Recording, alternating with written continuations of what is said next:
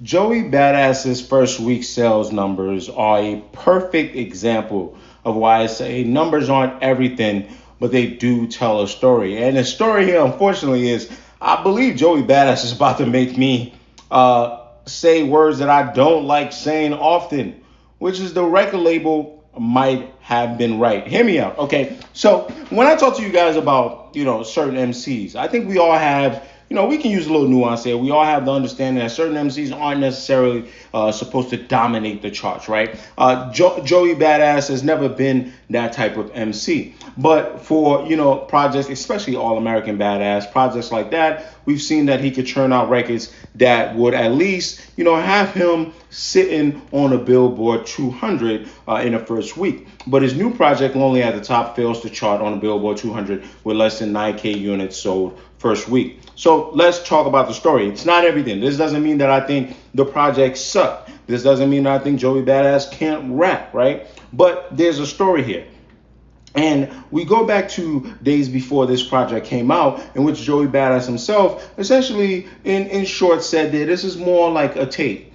And my brain was like, I don't really think I love that, because then I recollect the story of how, the project is being pushed back in Colombia and things like that. And then my theory, this is not that I know anything to be for certain, was I think the marketing people there at Colombia were probably assuming, hey dog, we don't got a single. Hey dog, we don't know if this record is going to perform well commercially. And when you see this with less than 9K units sold first week, I get it now. I get it. So what happened?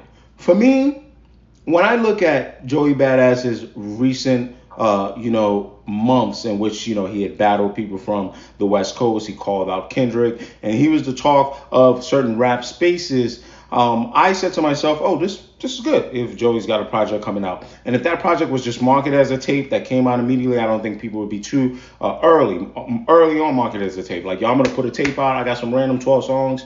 I think one, it probably even got more streams. Two, I don't think people would be too fixated on the numbers, right? And maybe would also anticipate a bigger budget record from him. But that didn't happen. The album didn't immediately come out. And then we get some singles. We get Dark Aura, we get Still, and we get ABK.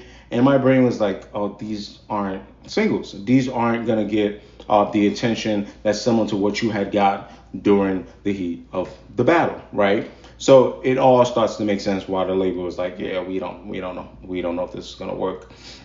I first was under the belief that the label just didn't get Joey Badass's whole marketing idea and rollout idea. But when I didn't listen to the record, that's the next problem, and I listened to the whole project, the project felt a little small. Again, like he said, mixtape. I guess that matches for a mixtape. But even the records that I think could have been maybe pushed as singles, they weren't released out early. So you would only be able to listen to it if you actually took interest to the project.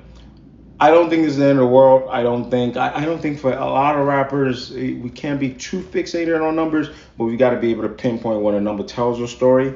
And for me, if Joey Badass is just puts his foot in that lab, I know, hey, this is like a tape, and comes out with a project that's got those singles, that's got the attention, that's feeding the algorithms and things like that, still being worthwhile and wholesome to the genre or whatever, he should be fine. But when I read that it's your first album to not debut on a chart, that's a bit of a problem.